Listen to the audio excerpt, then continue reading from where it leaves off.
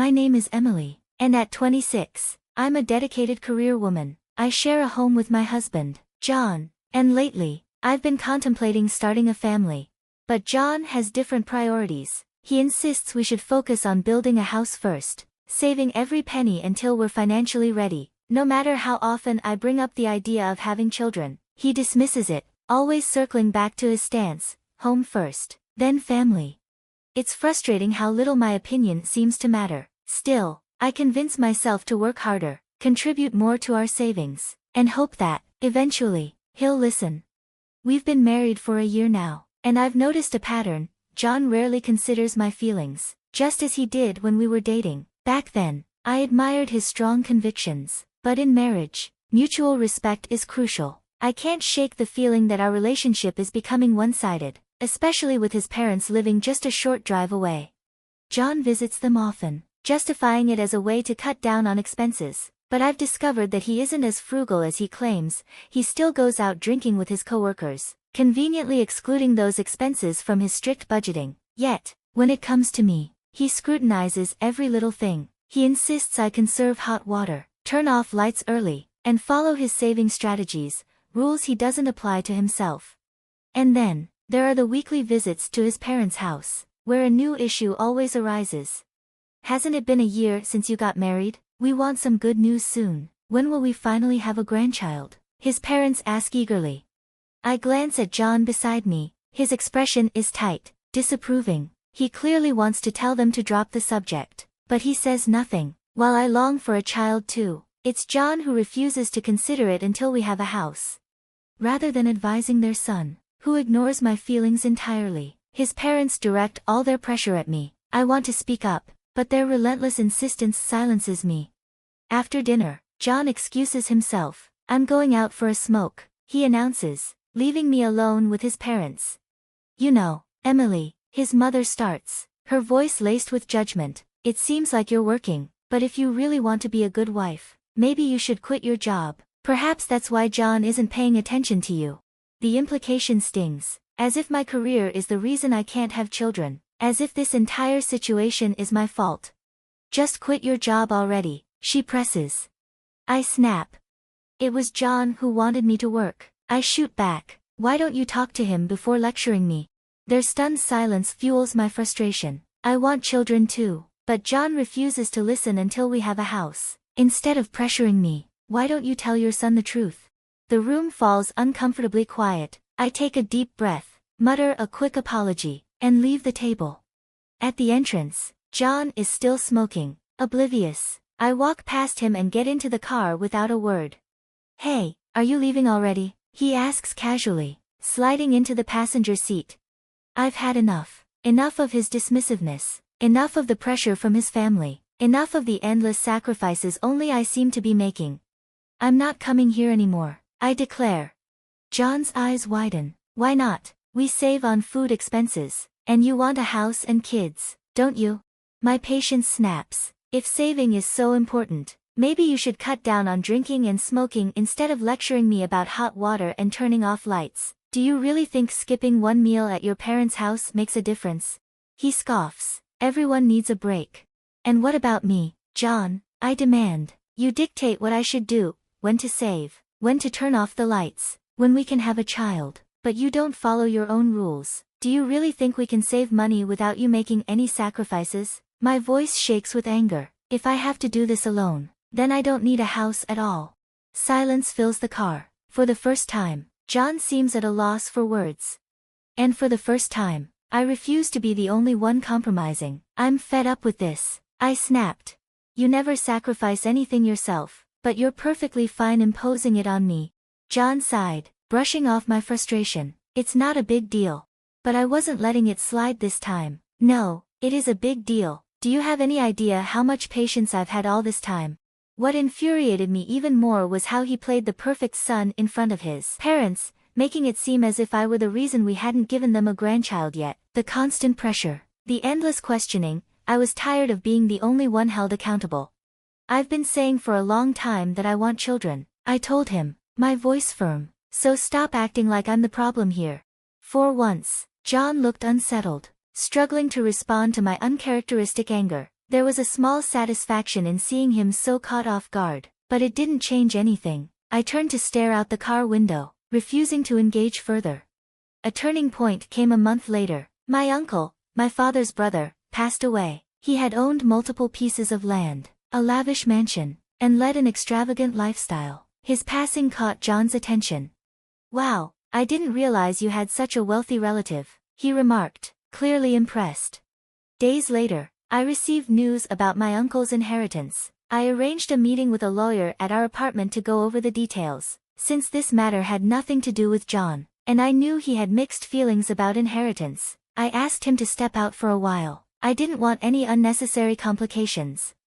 3 hours later, after discussing everything with the lawyer, I walked him to the door, but when I turned back, John was nowhere to be found. Assuming he had gone out to give me space, I shrugged it off and started preparing dinner. I had no idea that 3 months later, John would come to me with an announcement. "There's something I want to show you," he said one evening, taking me for a drive. Excitement bubbled up in me as we entered a residential area, but my anticipation quickly turned to confusion when we pulled up in front of an unfamiliar house. Before I could ask what was going on, John pressed the intercom, the door opened, and to my shock, his parents stepped out. "You finally made it," my father-in-law beamed. "So, when are you and Emily moving in?" "Wait, what?" "We're planning to move in by the end of the month," John announced, completely unfazed. I barely had time to process his words before his father turned to me with a disapproving look. "You know, Emily, you've always been a selfish daughter-in-law. You keep pushing the responsibility of having children onto John." My stomach twisted. I shot a glare at John, demanding an explanation. He merely shrugged. "Don't get so upset," he said casually. "If we live together, it'll help you and my mom get along better, and since this is going to be our new home, you should start cooperating when it comes to having kids, too.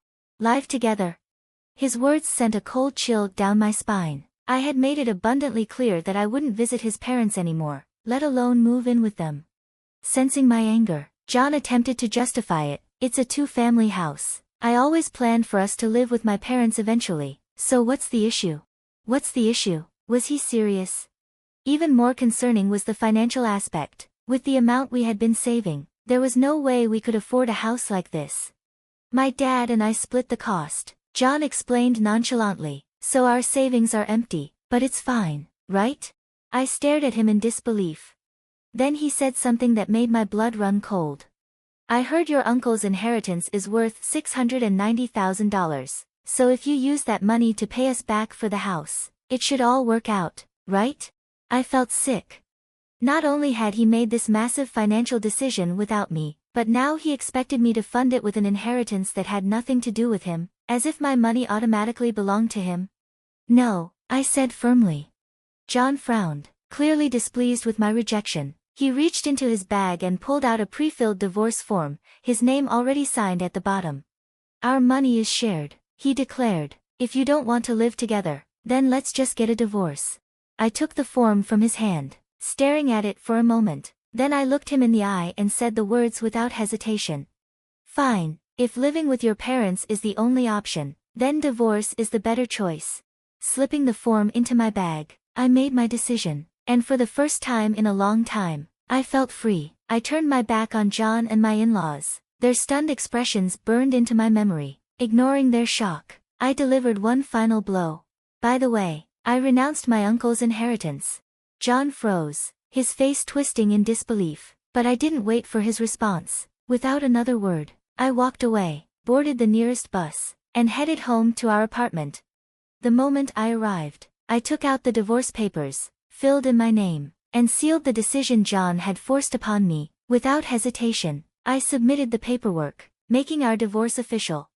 There was no point in lingering in the apartment any longer. I went straight to a home improvement store, bought cardboard boxes, and arranged for a moving company to help me relocate. Fortunately, since it was the off-season, they were available on short notice.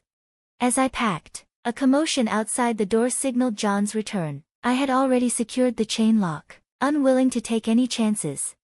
"Sorry, but I don't trust what you might do when you're this angry," I said through the door. "Besides, I need to finish packing. Why don't you stay at your parents' house for a few days?" I won't accept this divorce, John declared. I blinked in surprise. But you handed me the divorce form yourself, didn't you? Signing it means you agreed, you know. His frustration was palpable, but instead of addressing his hypocrisy, he deflected. Why would you give up on a $690,000 inheritance? You should have taken it. I sighed. Of course, this was what he cared about most. You must have overheard parts of my conversation with the lawyer, but clearly not the important details, I explained. The inheritance only came to me because my uncle's immediate family, all 5 of his children, his wife, and his grandchildren, renounced it. John's brows furrowed. But there was $690,000.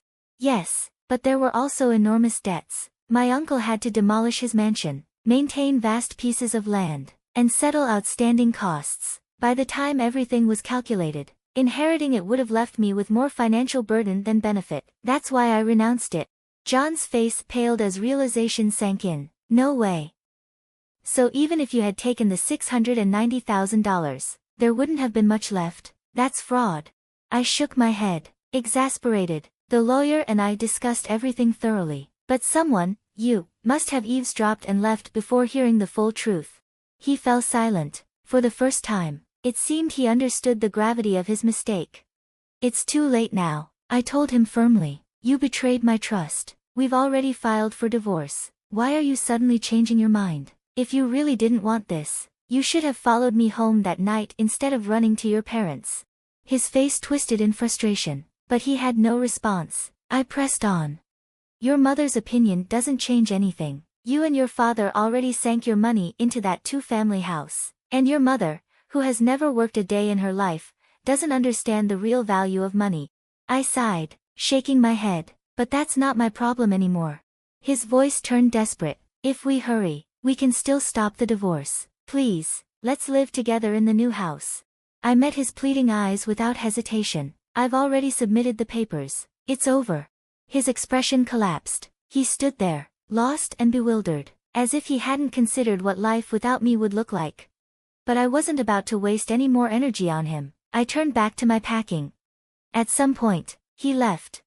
I proceeded with my move, informed my workplace of the divorce, especially since my boss had once acted as a mediator, and shared the news with my coworkers. Many of them had attended our wedding, so I felt it was only fair.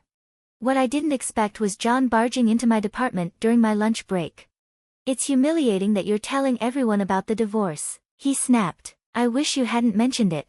I raised an eyebrow. You do realize you've already told your entire department, right? As it turned out, John had spun his own version of the story at work, making it seem like I had inherited an estate and selfishly chosen divorce over moving into the 2-family house. But when the truth came out, his co-workers saw right through him, and started avoiding him entirely. Meanwhile, I found unexpected support from my colleagues. Some even expressed sympathy, having witnessed how controlling he had been. Eventually, John couldn't take the humiliation anymore. He quit his job. One afternoon, a male colleague approached me, his expression earnest. I've actually liked you for a long time, he confessed. I hope to build a home with you, one where we can communicate and work through things together. For the first time in a long time, I felt the weight on my shoulders begin to lift. Maybe, just maybe, a new beginning was finally within reach.